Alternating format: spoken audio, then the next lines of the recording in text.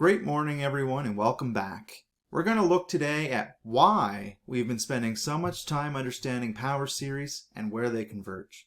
In particular, we're going to look at using known power series, we only really know one at this point, to estimate values of difficult functions or to estimate definite integrals of functions whose antiderivatives are complicated or don't exist. Some functions don't have elementary antiderivatives. Let us start with a series we know quite well, the geometric power series centered at 0. I have it written here. We know that when the values of x, its absolute value, is less than 1, the series converges to 1 over 1 minus x, and it diverges everywhere else. And I want to remind you that what this means is that for values that are small enough, absolute value of x less than 1, we can estimate values of f of x using partial sums. And so if we take the first k terms of a series, we get an approximation of the function at that point. As I said, our goal is going to be using known series representations of functions to find series representations of new functions that we would like to estimate. For example, we know that when x is small enough, the function 1 over 1 minus x is equal to this geometric series. Only for absolute value of x less than 1. What we're going to do is we're going to look at functions where this x is actually some other expression, and as long as that expression is less than 1, its absolute value is less than 1, we're going to be able to use this geometric series representation. Let's start, for example, by finding the power series representation of this function f of x equals 5 over 1 minus 4x squared. And of course, once we have a power series representation for a function, we need to know where that's a valid representation, i.e., we have to find the interval of convergence for that new series. And when I look at this 5 over 1 minus 4x squared, you want to think in your head. So in your head, you're thinking that you know 1 over 1 minus x is equal to the geometric power series. You want to turn the function you have into something that you know. I want to turn 5 over 1 minus 4x squared into 1 over 1 minus x. So I'm going to start by first taking that 5 out of the numerator to get a 1 on the top. That's nice. So I've taken care of the 1 there that I need instead of a 5. And then I'm also going to notice that really this is 5 times 1 over 1 minus 4x squared. So the 4x squared is playing the role of the x in my 1 over 1 minus x. So I know that this is equal to 5 times this infinite series x to the n, but now instead of an x, I have a 4x squared. So this is what I mean by using old series that you know to create series representations for new functions that you're interested in approximating, where instead of an x before, I have a 4x squared. And remember, this is valid whenever the absolute value of x is less than 1, but now the absolute value of x is replaced with 4x squared, because 4x squared is playing the role of my x in this example. So before, the x needed to be less than 1. But now that I have a 4x squared there, 4x squared needs to be less than 1. So that's whenever 4 times x squared is less than 1, whenever x squared is less than 1/4, or whenever the absolute value of x is less than 1/2. So this series, 4x squared to the n, is equal to this function whenever that piece right there, that the absolute value of that piece right there is less than 1, which means the absolute value of x must be less than 1/2. Now I can simplify this a little more. I can just pull out the 4 to the n, and that's x to the 2n. And the interval of convergence for this, as I said, it's x less than 1/2, which means negative 1/2 to 1/2. And since this is a geometric series with ratio 4x squared, it's going to diverge outside of this interval, so it's not going to include the endpoints this time. I want to make a quick note before we move on to a new example that we can even further use this series representation to get a new function. Just a quick note, What if I had the function 5x over 1 minus 4x squared instead of 5 over 1 minus 4x squared? Well, you can pull the x out of this, and now, since I know that this is equal to x times 5 times this series for x less than 1/2, notice that the interval of convergence is the same even for this new function. And now, since this x has no n, so it can go in, since the x has no dependency on n, it's okay to move it into the sum. Since there's no n's there, it's just like it's acting almost as if it's just a number.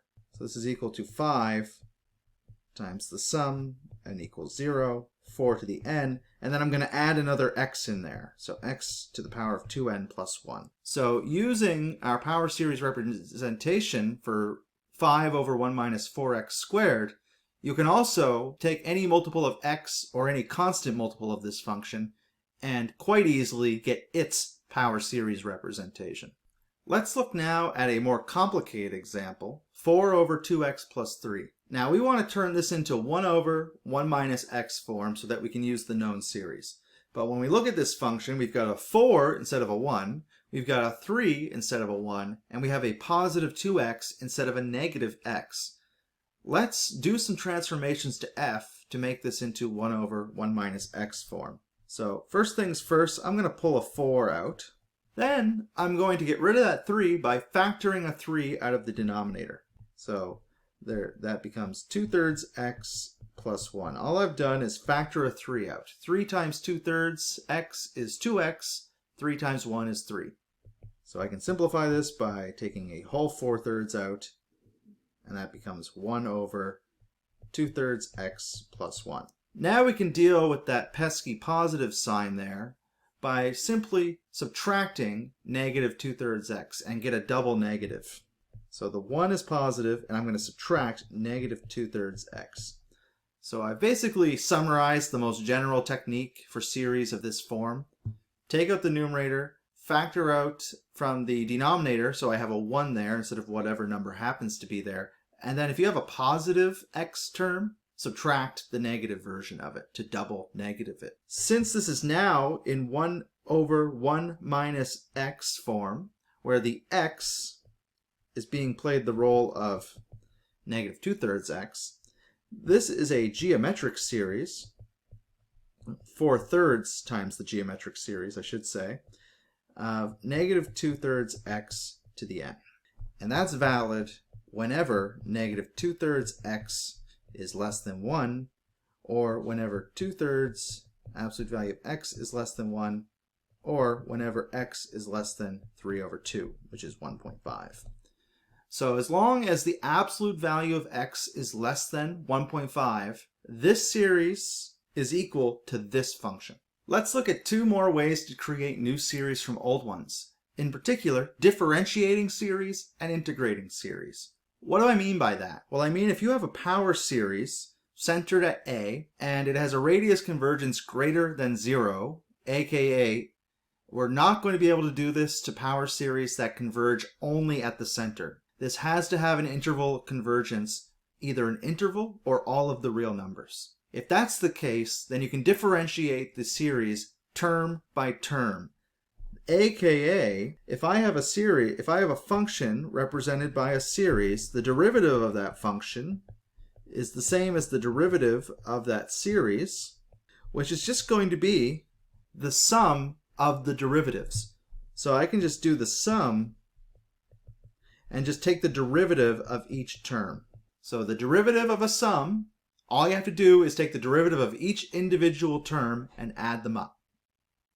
I can also do the same thing with integrals. If I want to compute the integral of a function f, which, because f of x is equal to this series, would be the integral of this power series, that's the same thing as just adding up all of the individual integrals. So integrate all the individual terms and add them up.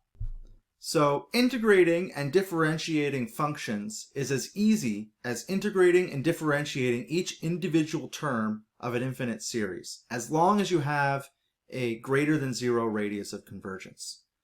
What's nice also is that when you integrate and differentiate functions, the radius of convergence stays the same. I will warn you, though, that the interval of convergence can get smaller. You can delete the endpoints sometimes. So the radius of convergence will always stay the same, but the interval of convergence can get a little smaller. Let's now get into the fun stuff. Let's estimate ln 2, an irrational number, something that isn't very easy for us to do without a calculator. Let's estimate it using a power series. And we're going to use a power series representation of ln of 1 minus x centered at 0, evaluated at x equals 1/2. So whatever the power series representation of ln of 1 minus x is, it better have a radius of convergence that includes 1/2. Let's see what happens.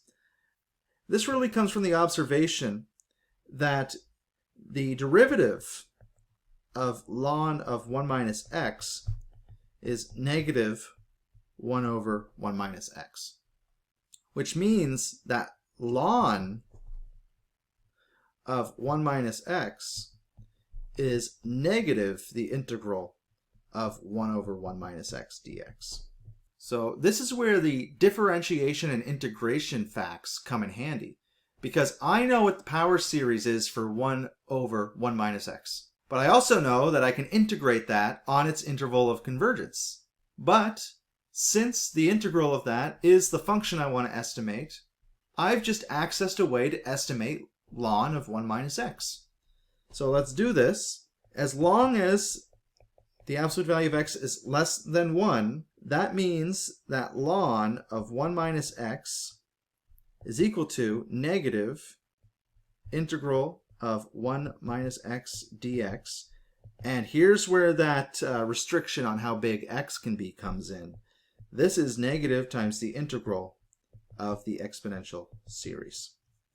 Because x is small enough, 1 over 1 minus x is equal to this geometric series, and because I'm within that interval of convergence, I can integrate this term by term. This is negative the sum and equals 0 to the integral of x to the n dx, which is negative adding up just a bunch of x to the n plus 1s over n plus 1s. Let's now use this fact to estimate ln of 2. First things first, I'm going to clean this up a little bit. This is optional, but it's going to make the calculation a little easier. I'm going to change this from n equals 0 to n equals 1 so that these become x to the n over n. Since 1/2 is less than 1, we can use this series representation for ln of 1 minus 1/2. All right, and that's because we've checked that 1/2 is in the interval of convergence of this power series. So we can plug it in and estimate the function there. So ln of 1/2 is equal to this series. So I'm going to change this to 1 over n 2 to the n, so I'm going to simplify it. And using the rules of logarithms, I'm going to simplify that. And I'm just going to multiply both sides by -1, get rid of those negative signs. So ln of 2 is equal to this infinite series. And I'm just going to approximate it with maybe the first 7 terms, which is equal to, and I get 0.6926. So using the power series representation of ln of 2, I have been able to estimate its value to be 0.69226. Using a calculator, I calculated that ln 2 is actually equal to 0.69315. So not exact, but pretty close. Let's now estimate a definite integral whose integrand has no elementary antiderivative, e to the negative x squared. And we're going to do that using a known, aka assumed, because you have to believe me. If you knew Taylor series, you'd be able to compute this yourself. But e to the x is equal to this series, x to the n over n factorial. It converges everywhere, has an infinite radius of convergence. And I have here that I've used a calculator to get a approximation to 6 decimal places of this integral. Now, let's just jump right into her. Since the power series converges everywhere, I can plug negative x squared into this series. E to the negative x squared is this power series representation for e to the x with the x replaced with negative x squared. So it's this sum with the x replaced with negative x squared, which of course is an alternating series. So I'm going to pull out that negative 1 to the n, and then I'm left with an x squared to the n, so an x to the 2n, over n factorial. So e to the negative x squared can be written as a power series. So I'll find a antiderivative for this. The integral of this function is just the integral of this power series, which is just the sum of the pieces integrated.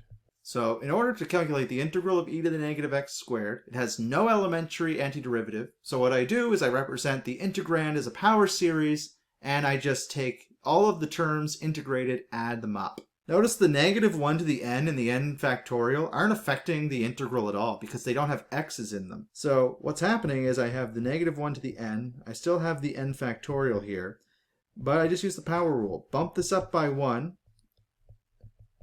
and divide by the new power, which is equal to, and you can check this at home, x minus x cubed over 3 plus x to the 5th over 10 minus x to the 7 over 42 plus etc. So the integral, an antiderivative for this, is x minus x cubed plus x to the 5 over 10 minus x to the 7 over 42 plus yada yada yada plus some constant, of course. So the integral 0 to 1 e to negative x squared dx is equal to this thing going from 0 to 1. Of course, I can't take an infinite number of terms to get the exact value of this integral, so I'm just going to take the first 4 to approximate it. So this is approximately equal to x minus x cubed over 3 plus x to the 5 over 10 minus x to the 7 over 42 from 0 to 1. Now the second terms are all going to be 0 because it'll be 0 minus 0 over 3 plus 0 over 10 minus 0 over 42. So this is equal to 1 minus 1/3 plus 1 over 10 minus 1 over 42. Put that into my calculator and I get 0.7429. And I compare that with the actual value, 0.746824, and you'll see that's a pretty good approximation of that integral. So it's pretty remarkable that we were able to integrate this function from 0 to 1 using partial sums of a power series of a function using an already known power series representation for e to the x.